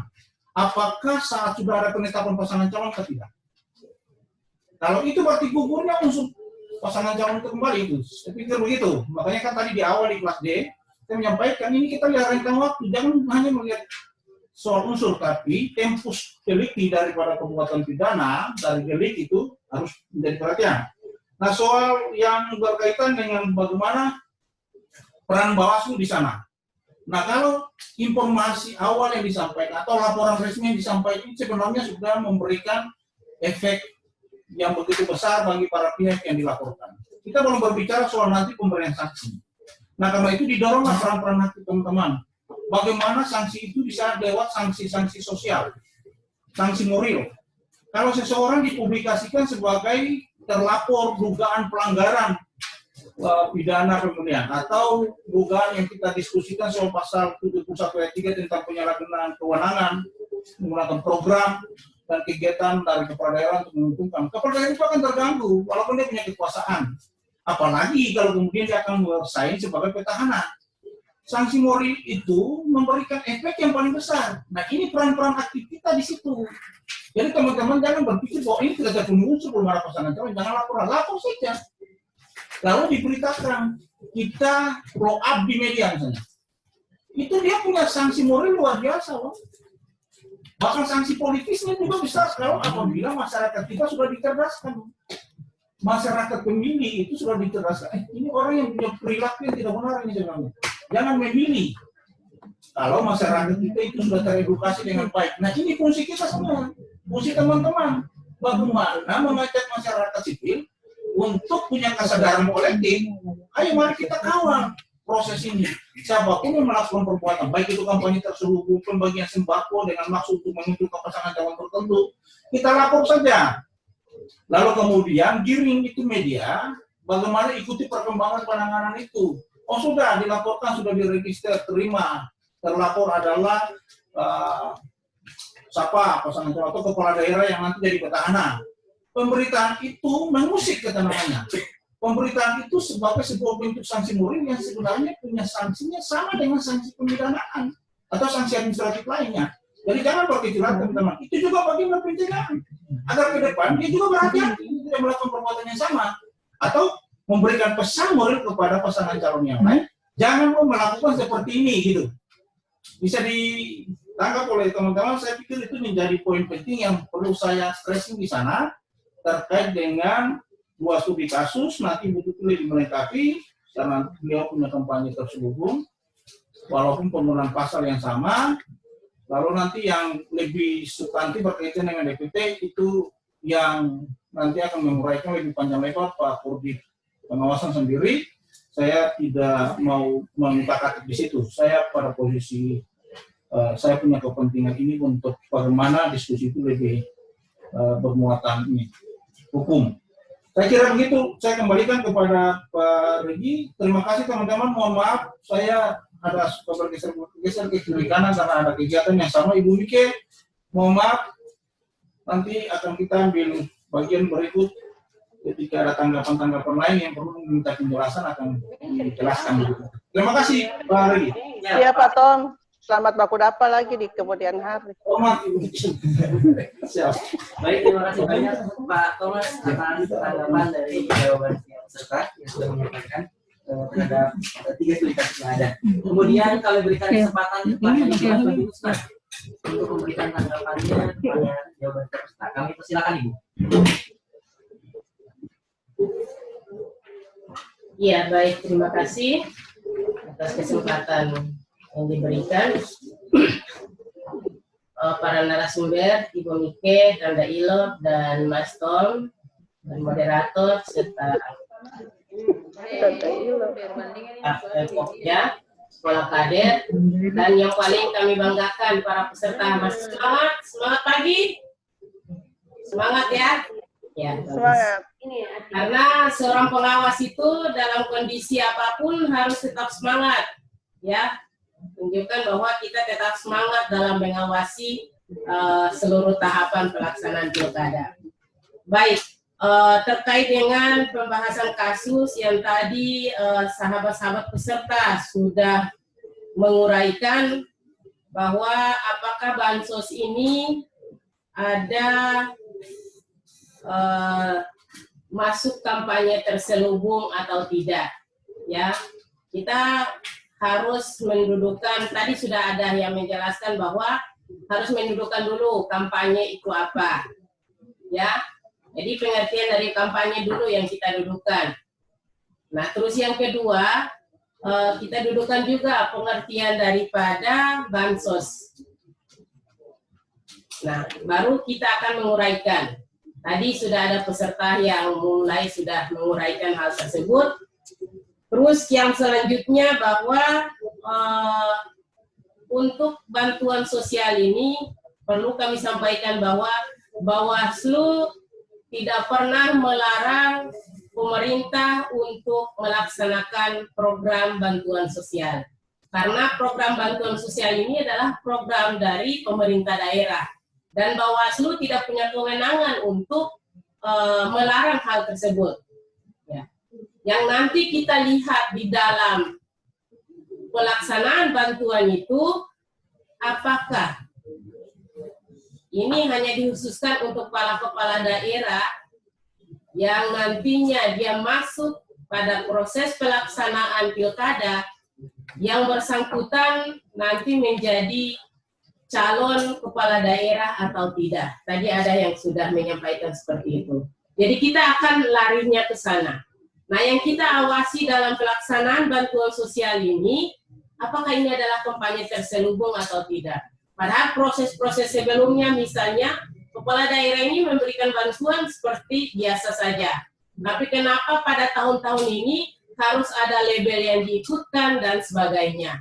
Nah, di situ nanti kita akan melihat bahwa apakah bantuan sosial ini dia nanti larinya ke memperkenalkan diri atau menguntungkan diri dan merugikan orang lain atau tidak. Nah, ini yang nanti kita lihat di situ. Bahwa bantuan sosial ini benar-benar adalah program pemerintah yang diberikan atau ada faktor indikasi lain yang mengikut sertakan. Atau ada hal-hal yang diikutsertakan, misalnya ada yang menjanjikan, seperti itu. Nah, disinilah fungsi kita untuk bagaimana melihat bantuan sosial ini dia masuk dalam ranah indikasi kampanye terselubung atau tidak. Ya, sahabat-sahabat sekalian, saya kira kampanye terselubung ini juga ada materi dari audiovisual yang kami kirimkan itu. Ada beberapa teman-teman di beberapa kabupaten provinsi yang punya materi terkait dengan ini. Nah, kenapa pada hari ini kita akan lebih banyak menggali? Karena kami yakin bahwa hal ini akan terjadi pada proses-proses tahapan selanjutnya. Seperti itu. Karena kita tahu bahwa mungkin nanti pada tanggal 15 Juni ini tahapan pelaksanaan pilkada sudah mulai dilanjutkan. Nah, ini menjadi perhatian bagi kita semua, sehingga memang bantuan sosial ini, kalau kita lihat bahwa sudah masuk dalam indikasi kampanye atau belum, ya nanti kita larinya ke sana tadi, bahwa nanti pada saat tahapan pencalonan itu sudah dibuka, pendaftaran pencalonan, yang bersangkutan ini dia mencalonkan diri dan mendaftar atau tidak. Nah, itu akan menjadi catatan-catatan bagi masyarakat, bahwa oh ternyata dia memberikan bantuan ini karena dia mau maju dan ini. Nah, itu nanti ada penilaian masyarakatnya ke situ. Yang kedua, bahwa kita juga nanti melihat bahwa sekarang tahapan terkait dengan pelaksanaan pilkada ini lagi dihentikan. Dan perlu kita ketahui bahwa tahapan yang dihentikan itu hanya ada beberapa tahapan dan subtahapan. Tidak seluruh tahapan itu dihentikan, ya, sahabat-sahabat peserta sekalian. Jadi pelaksanaan pilkada ini masih tetap berlangsung di 2020 ini. Hanya ada tahapan, misalnya verifikasi, dukungan calon perseorangan, sekarang kan dihentikan. Karena terkait dengan kondisi daripada negara dan pada umumnya dan di daerah kita pada khususnya terkait dengan wabah corona ini, sehingga tahapan itu dihentikan karena dia bersentuhan langsung dengan banyak orang. Yang kedua, yaitu pada tahapan pemutahiran data pemilih, dan yang ketiga adalah tahapan pelantikan daripada jajaran advance untuk penyelenggara. Nah, itu 3 tahapan ini saja yang dihentikan. Selain tahapan itu tetap dilaksanakan. Karena apa? Sampai saat ini PKPU 2 ya 2020 itu belum dicabut oleh KPU. Sehingga proses tahapan ini masih berlangsung, sahabat-sahabat sekalian. Jadi tidak ada proses tahapan pemilu yang dihentikan. Yang dihentikan itu hanya beberapa tahapan tadi saja. Nah, kalau tahapan itu diaktifkan kembali berarti akan ada pergeseran daripada proses tahapan itu sendiri. Nah, selanjutnya bahwa kita juga akan melihat bahwa sekarang sudah tahapan kampanye atau belum, ya, karena kampanye itu ada mekanismenya, ya, ada syarat-syarat kampanyenya dan sebagainya. Nah, itu saya rasa teman-teman, sahabat-sahabat sekalian sudah tahu. Yang kedua, bahwa apakah Bawaslu memiliki kewenangan untuk menindaklanjuti hal ini atau tidak? Tadi sudah di stressing oleh Mas Tom, bahwa Bawaslu dalam hal ini tetap menindaklanjuti laporan maupun temuan. Ya, jangankan laporan dan temuan, dugaan saja Bawaslu sudah harus menindaklanjuti itu. Bawaslu harus mencari tahu apa ini benar atau tidak. Di sana ada kecurangan, di sana ada pelanggaran dan sebagainya. Bawaslu tetap proaktif terkait dengan hal ini. Olehnya itu apa yang dikatakan oleh Ibu Nike tadi, bahwa peserta kader harus paham terkait dengan tugas-tugas pengawasan. Karena sahabat-sahabat sekalian akan disiapkan menjadi ya pengawas bagi kami, menjadi perpanjangan tangan kami dalam proses-proses pengawasan seluruh tahapan pelaksanaan pilkada nantinya.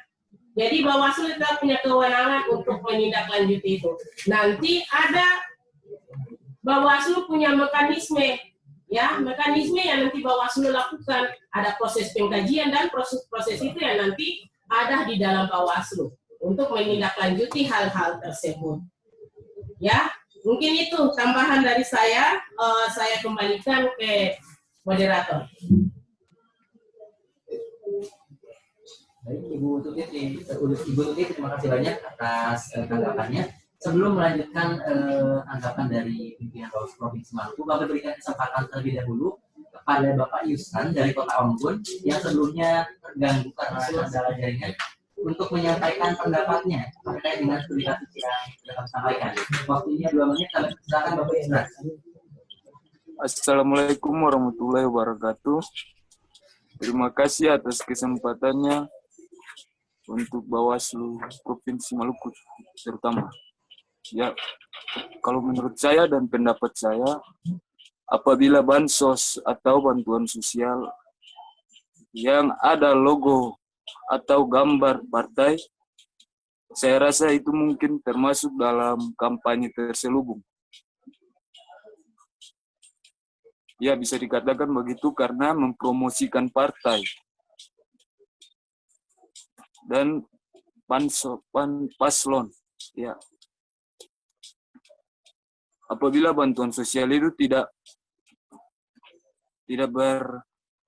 menggunakan logo partai atau caleg sejenisnya lah,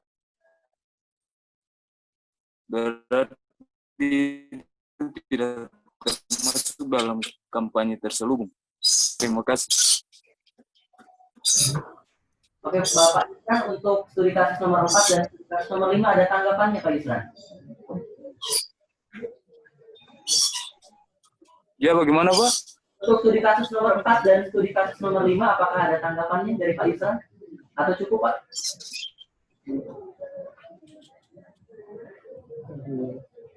Oke, kalau Pak. begitu saya belum bisa. Ya. Oke, baik.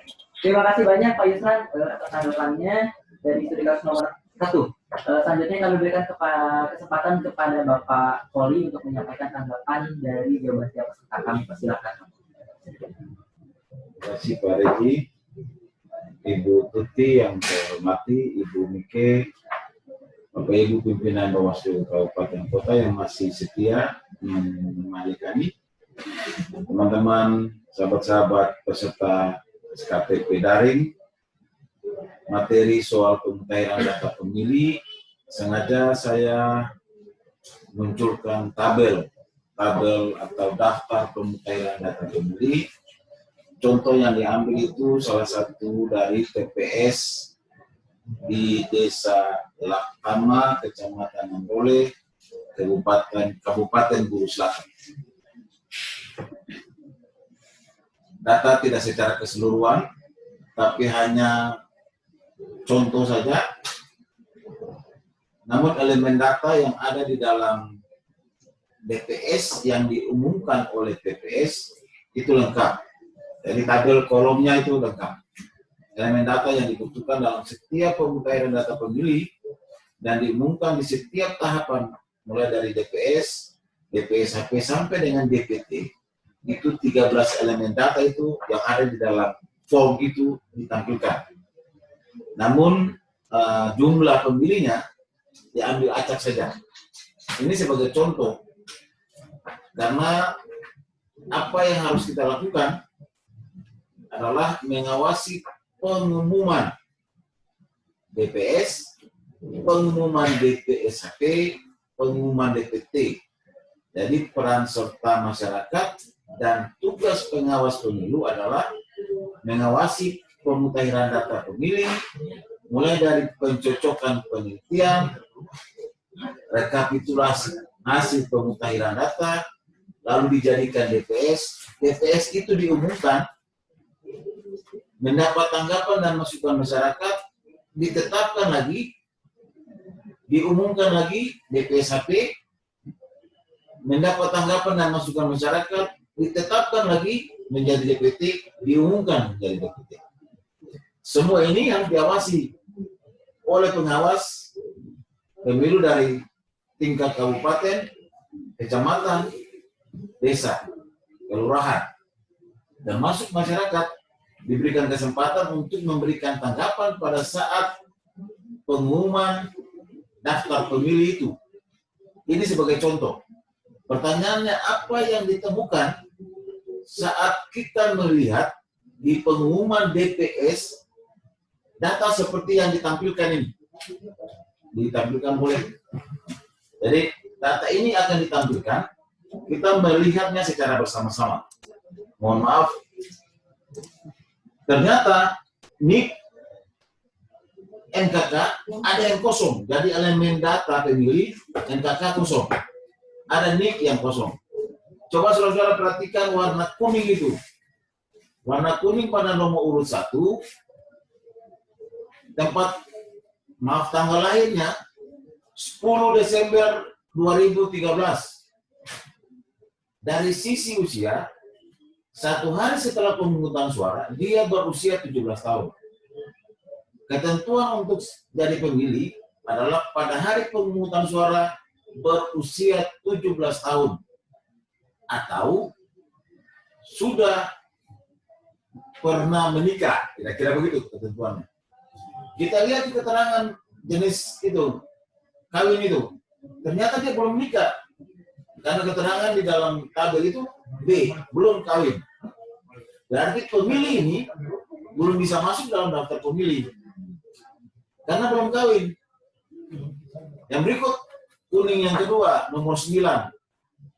Sama usianya, belum berusia 17 tahun, bahkan tahun 2021, baru yang bersangkutan berusia 17 tahun, tepatnya 27 Februari 2021. Di keterangan kawin, yang bersangkutan belum kawin. Itu berarti, bukan belum kawin, sudah kawin. Itu berarti dia bisa masuk dalam daftar pemilih. Ini ketentuannya untuk diperhatikan secara bersama-sama. Bagaimana dengan NIK dan NKK kosong? Ada pernyataan yang sangat spektakuler bagi saya oleh saudara Rival dari Malteng. Saudara mengatakan bahwa tidak perlu dengan KK karena di TPS tidak menunjukkan KK, menunjukkan KTP elektronik. Tapi pada saat prosedur pencocokan penelitian awal, semua elemen data ini harus terpenuhi. Yang pertama, nomor kartu keluarganya harus masuk. NIK-nya harus ada. Kenapa? Pencocokan dan penelitian oleh petugas pemutahiran data pemilih dilakukan dengan tata cara dari rumah ke rumah. Menemui pemilih, meminta pemilih menunjukkan KTP elektroniknya disertai dengan kartu keluarganya. Jadi itu ketentuan di dalam undang-undang dan di dalam PKPU. Dengan demikian, untuk tertib administrasi pemilu dari sisi pemutahiran data pemilih, tidak dibenarkan data pemilih kosong NKK-nya, kosong NIK-nya. Oke, itu yang harus disampaikan. Warna yang berikut, warna hijau ini. Warna yang hijau ternyata itu salah ketik saja. Sebenarnya tempatnya tempatnya harus di tanggal lahir, taruhnya di tempat lahir, dan tanggal lahir masuk di kawin ya. Ini administrasi yang ini saja keliru. Tapi saya harus sampaikan kepada saudara-saudara. Artinya dari pengumuman ini ditemukan data seperti itu. Oke. Data seperti itu. Lalu yang berikut, setelah kita mencatat atau menemukan pengumuman DPS seperti itu, sebagai pengawas maupun pengawas partisipatif maupun masyarakat secara umum yang sudah punya hak pilih, punya kewajiban yang sama untuk menyampaikan masukan kepada PPS atau melaporkan kepada pengawas pemilihan atau pemilu terdekat terhadap temuan-temuan yang tadi disampaikan atau yang tadi ditemukan pada saat kita melihat pengumuman DPS, DPSHP, dan DPT. Kapan? Di dalam range waktu yang diatur di dalam ketentuan. Jadi kalau misalnya pengumuman DPS itu 7 hari, tanggapan masyarakat 3 hari, kita punya kewajiban memberikan tanggapan atau masukan kepada PPS dan melaporkan kepada Bawaslu atau jajarannya di dalam range waktu itu. Dengan memperhatikan ketentuan, menyampaikan dengan elemen data yang lengkap. Dicatat ya, elemen datanya mulai dari NKK, NIK, nama, tempat, tanggal lahir, tahun, jenis kelamin, keterangan kawin, dan sebagainya, sampai dengan TPS-nya. Sertakan juga fotokopi KTP-nya, KTP elektronik, saudara-saudara. Sertakan juga KK-nya. Ini dokumen yang mendukung masukan dan tanggapan ketum sebagai masyarakat maupun sebagai pengawas partisipatif dan sebagai pengawas pemilu. Kenapa harus seperti itu? Tanggapan masukan kita harus tertulis, kami sarankan, tertulis, jangan sampaikan lisan. Tertulis maksudnya dapat dipertanggungjawabkan bahwa tanggal sekian ini tanggapan saya yang sudah ditindaklanjuti oleh BPS. Ini tanggapan saya tanggal sekian masih dalam waktu yang diatur, tidak ditanggapi. Artinya kita menjaga hak pilih warga itu bisa dipenuhi oleh penyelenggara. Termasuk pada saat saudara-saudara melaporkan kepada Bawaslu dan jajaran sampai ke tingkat pengawas desa, sedapat mungkin disampaikan dengan tertulis. Maksud apa saudara-saudara? Karena saudara-saudara akan menagih atau saudara-saudara menguji pengawas. Apa yang dilaporkan, apa yang diinformasikan, ditindaklanjuti tidak oleh pengawas. Kalau tidak, ya sanksi dia. Sanksinya apa? Laporkan dia kepada pengawas yang lebih atas untuk diberikan sanksi. Bahwa yang bersangkutan tidak menindaklanjuti laporan atau temuan atau informasi yang disampaikan oleh pengawas partisipatif maupun masyarakat secara umum. Itu penting. Yang berikut saya harus menyampaikan tambahan dari pengumuman DPS yang telah kita temukan. Ada beberapa hal yang perlu saya sampaikan. Apakah saudara-saudara pada saat membaca atau melihat pengumuman DPS itu ada NIK dan tanggal lahir yang tidak selaras tidak?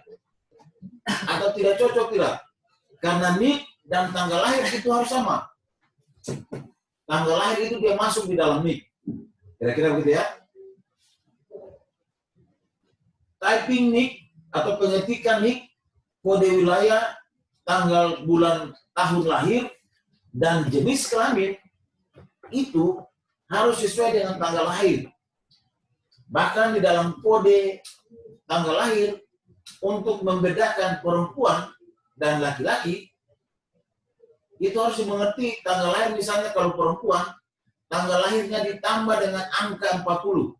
Silakan saudara-saudara buka KTP. 2 kode pertama itu kode provinsi 81 misalnya. Kode kedua kode Ambon 71. Kode ketiga itu kode kecamatan, 2 angka ketiga itu kecamatan. Jadi 81 misalnya provinsi, 2 angka berikutnya itu kode kabupaten saudara, 2 angka berikut kode kecamatan, dan 6 angka berikut itu adalah mulai dari tanggal, bulan, tahun lahir. Pada saat di bulan atau di tanggal lahir, kalau itu perempuan, untuk membedakan perempuan dan laki-laki, ditambah 40 bagi perempuan. Silahkan tampilkan itu. Ini pengetahuan ini diberikan saja dulu, biar teman-teman dalam mengawasi DPT atau pemutahiran data pemilih komprehensif pemahamannya. Bagaimana dengan KK? Sama dengan itu. Sama. Yang tabel yang satu lagi. Yang kedua. Oh, yang pakai ya. Dalam pengawasan pemutahiran atau pengumuman DPS, perhatikan saudara, apakah ada pemilih yang namanya ganda atau tidak. Artinya, satu orang didata lebih dari 1 kali menggunakan nama sesuai dengan KTP Dan nama panggilan disingkat itu dijadikan satu dalam data itu. Yang dicontohkan ini tidak ditemukan. Bahwa nama Paulus biasa dipanggil Poli, biasa juga dipanggil Ilok. 3 nama ini dimasukkan dalam satu daftar pemilih. Tanggal lahirnya sama. 23 Oktober 1927. Satu orang, 3 kali terdaftar itu ganda. Dan berikut, apakah ada NIK yang ganda atau tidak? NIK yang ganda ini ada lebih dari 1 orang menggunakan NIK-nya yang sama. Dari 1 NIK digunakan oleh sekian banyak orang. Apakah ada NKK yang melebihi dari 12 orang atau tidak? Artinya NKK ini kan satu daftar pemilih, satu daftar keluarga. Kalau satu keluarga 12 orang, NKK satu kode 12 orang gunakan, berarti satu keluarga itu anak 12, mama dan papa, 2 belum cukup umur, 10 cukup umur, dan tambah mama dan papa pas 12 orang. Atau ada keluarga tambahan, yang keluarga lain yang masuk. Tapi ditemukan juga di Maluku sering lebih dari 12 orang, nomor kakaknya sama. Ini agak diragukan, dicurigai. Berikut, apakah pemilih yang sudah meninggal terdaftar? TNI Polri yang masih aktif terdaftar. Ini penting. Apakah pemilih yang tidak berada di tempat atau pindah domisili masih terdaftar? Apakah pada kolom keterangan sudah tercatat pemilih difabel atau disabilitas atau pemilih yang dengan keterbatasan khusus? Apakah pemilih yang memenuhi syarat ada atau belum terdaftar di dalam DPT? Artinya pemilih yang memenuhi syarat masih ada, artinya masih ada orangnya tapi tidak terdaftar. Berikut juga dengan pemilih yang tidak memenuhi syarat masuk dalam daftar pemilih sementara. Ini penting untuk diperhatikan. Dengan demikian, fokus pengawasan kita adalah bagaimana dengan elemen data harus lengkap dan sesuai, keterpenuhan hak pilih, waktu pemungutan data pemilih disesuaikan, coklit, mulai dari kapan sampai kapan, dan dilaksanakan oleh petugas yang di-SK-kan atau tidak. Ini penting ya, diperhatikan. Ini contoh, tabel ini, tolong kita kasih besar sedikit. Sebagai pengetahuan tambahan atau kalau sudah tahu mungkin ini sebagai ingat-ingat saja. Pada saat kita melihat daftar pemilih, melihat NIK, ingat-ingat ini. NIK 31020144 0391 0312. Ini NIK salah satu contoh. 31 adalah kode provinsi. 02 adalah kode kabupaten kotanya. 01 adalah kode kecamatan. Terus 44 tanggal lahir. Jika ini perempuan ditambahkan angka 40, itu berarti tanggal lahirnya tanggal 4 bulan 3 tahun 1991. Kira-kira begitu ya, Bapak Ibu, saudara-saudara sekalian. 4 angka terakhir adalah 0321, itu nomor komputerisasi yang tersistem pada sistem informasi administrasi kependudukan SIA. Pada saat kependudukan registrasi itu di sana dia tentukan. Nomor yang dari atas itu cara membacanya seperti itu. Enak ini sambal itu gorengan ini sambal enak yang ini. Dengan demikian Bapak Ibu, campuran sambal. Dengan demikian Bapak Ibu, saudara-saudara sekalian, pada saat kita membaca data pemilih, ini jualannya tulis. Sekedar kita melihat nama, bukan sekedar kita melihat nama orang itu, tapi elemen data itu harus disesuaikan.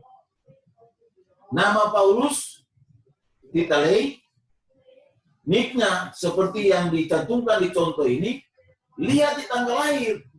Sama tidak tanggal lahirnya sama dengan itu. bahwa lahirnya tanggal 1 bulan 4 tahun berapa tuh? Maaf, tanggal 1 bulan, maaf, tanggal 4 bulan 3 tahun 1991. Kebetulan Paulus itu perempuan, makanya ditambah 40. Lihat lagi di jenis kelamin. Kalau 44, itu berarti jenis kelaminnya harus perempuan, bukan jenis kelamin laki-laki. Karena tanggal lahir kalau sudah tambah dengan 40 atau di atas 40, itu pasti perempuan, karena harus ditambah dengan 40. Kira-kira begitu cara membaca data pemilih untuk mempermudah. Yang berikut, saudara-saudara sekalian, pengawas partisipatif, tolong perhatikan hak saudara-saudara kita yang punya keterbatasan khusus. Di lingkungan kita, mereka ini ada. Tapi jarang teman-teman pemutahiran data pemilih atau PPDP mencantumkan keterangan di dalam daftar pemilih bahwa ini adalah pemilih disabilitas, pemilih dengan kebutuhan khusus. Jenisnya apa, kategorinya apa, itu jarang dimasukkan. Tolong itu juga memberikan masukan, karena kita ini selalu membicarakan pemutahiran data pemilih tidak akurat, pemutahiran data pemilih tidak memenuhi macam-macam. Tapi ternyata pemahaman kita secara komprehensif utuh dalam konsep pemutahiran data pemilih itu tidak bisa kita lakukan dengan baik juga. Mudah-mudahan hari ini sebagai pemicu saja, khusus bagi peserta yang dari ALU, Iren, dan peserta dari SBT, Haris Cilajap. Hari ini kalian berdua ada bersama-sama di kelas ini. Iren hanya memberikan soal pemutahiran data pemilih atau pengumuman ini ada kosong, benar. Tapi Iren belum masuk ke dalam bagaimana meneliti data pemilih yang akan dihasilkan lebih akurat. Begitupun dengan Haris Cilajap yang tahun ini pilkada, saudara mengabaikan DPT, silakan. Tapi saudara harus tahu DPT itu salah satu pemicu pertengkaran di akhir. Dan SBT catatan paling buruk. DPT itu kacau balau dari setiap pemilu ke pemilu. Silakan saudara berperan mulai dari saat ini memperbaiki DPT di SBT. Kita sama-sama kira-kira punya semangat ya untuk memperbaiki. Saya pikir ini yang harus saya sampaikan. Mohon maaf kalau dia sedikit panjang, karena terasa ini dia penting juga, dan karena dikasih di waktu terakhir kelas kedua dan kelas kelima dan keenam, dan mungkin ini kita akan memanfaatkan waktunya untuk teman-teman. Nanti teman-teman yang sudah lewat, tentu akan bikin kelas khusus lagi setelah ini, setelah SKPP, atau bicara dengan provinsi, atau bikin pemutahiran data pemilih bagaimana teknisnya, biar semua pengawas partisipatif punya pemahaman yang utuh tentang bagaimana proses pengawasan pemutahiran data pemilih. Sampai dengan baca data pemilih itu seperti apa harus kita miliki. Ini ketentuan dasarnya. Kalau bagaimana untuk penetapan NIK, ini kita coba kasih ke saudara-saudara. Nanti dikirim di link atau di grup untuk teman-teman baca. Saya pikir itu Pak Moderator, mohon maaf kalau waktunya dipakai agak banyak. Ibu Miki mohon maaf dan teman-teman semua. Baik Pak Polri, terima kasih banyak atas tanggapan yang lengkapnya terkait dengan DPT, yang mana tanggapan tersebut merupakan tanggapan terakhir untuk sesi diskusi siang hari ini.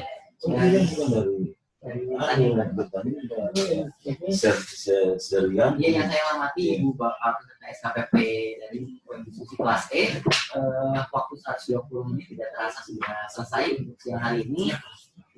Tidak terasa yang banyak karena diskusi memang sangat aktif. Dengan demikian kami ucapkan terima kasih banyak kepada semua narasumber, baik dari pimpinan Bawas Provinsi Maluku dan juga Ibu Mike dari narasumber eksternal. Terima kasih Pak Poli, Mas Ilo, Mas Tom, Mbak Tuti. Salam, Mas Tom, Kanda Ilo. Oh.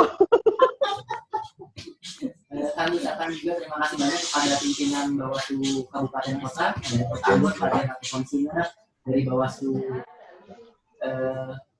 Kabupaten Maluku Tenggara Barat, Bawaslu Kabupaten Guru. Terima kasih banyak sudah bergabung pada kesempatan hari ini.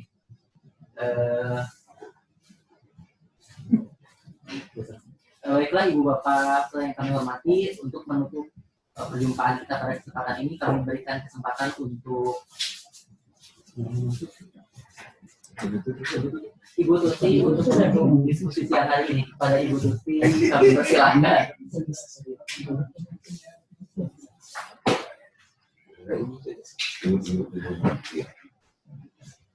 Iya, baik, Ibu Mike yang saya hormati, karena di sini mulai dari kemarin sampai hari ini yang menutup kegiatan hanya internal saja, dan pada hari ini kami akan memberikan kesempatan itu kepada Ibu Mike untuk bisa menutup kegiatan diskusi kita untuk kelompok kelas kelima ini. Kepada Ibu saya persilakan. Ibu Mike kami persilakan memberikan arahan penutup pada diskusi kelas ini. Iya, terima kasih atas kepercayaan yang diberikan kepada saya untuk menutupi kelas di siang hari ini. Saya berharap seluruh peserta sudah saatnya untuk melakukan aksi yang inovatif dalam rangka mengaktualisasikan ilmu yang didapat dari awal proses sampai akhir proses. Itu yang terpenting, dan jangan lupa dari andalan tangan dan mata Bawaslu, artinya garda terdepan dari Bawaslu di tengah-tengah masyarakat, sehingga membangun jaringan itu penting dalam rangka menjaga kekompakan, dan saya harap juga Anda bisa memvirusi proses-proses dari awal sampai akhir ini di tengah-tengah masyarakat, sehingga dari sekian banyak orang yang mengikuti pendidikan kali ini bisa menambah 2 atau 3 kali lipat lagi, sehingga pemilu partisipatif yang baik, yang berhasil, yang transparan, yang edukatif itu dapat dijalankan. Demikian dari saya. Assalamualaikum warahmatullahi wabarakatuh. Ibu Mike atas arahan. Saya mengucapkan selamat bergabung juga untuk Pak Jos.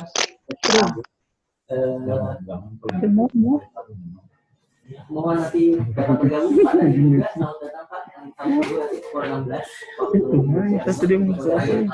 terakhir. Kita meramaikan kelas terakhir. Ya, sebelum kami menutup diskusi pada kesempatan sore hari ini, kami sampaikan kepada setiap peserta bahwa yang belum menyelesaikan untuk pembelajaran audiovisual masih dapat melaksanakannya sampai dengan tanggal 15 Juli nanti untuk menambah nilai peserta masing-masing.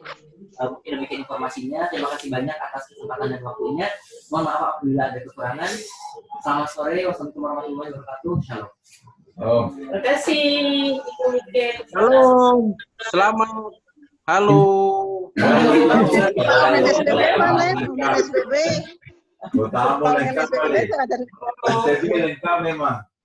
Pimpinan hormat. Hormat pimpinan juga. Sebentar ketemu jam 6. Siap. Siap pimpinan. Selamat sore semua. Wassalamualaikum warahmatullahi wabarakatuh. Yang 4 yakin garing memenangkan fisik pertemuan tatap muka. Wih, di SBB masih ada komen. Aduh, komen ya. Jam apa kamu lagi? Komen selalu setia. Pak John, Pak NTB, guru, jam 6 ketemu gabung Jam 4 gabung, kelas terakhir. Jam 6 ketemu saja. Kelas terakhir ketemu gabung Nanti presentasi. Baik, pimpinan hormat. Presentasi.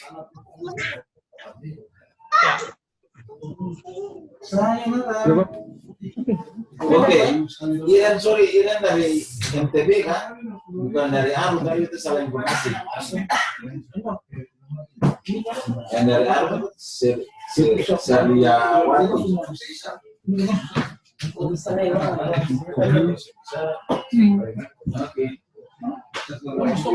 Iya Pak. Atau mau diri. Pak, Sampai jumpa ya. istirahat, nanti lanjut lagi. Nanti materi ini nanti kirim ke grup. Jangan tadi. Ini ke grup.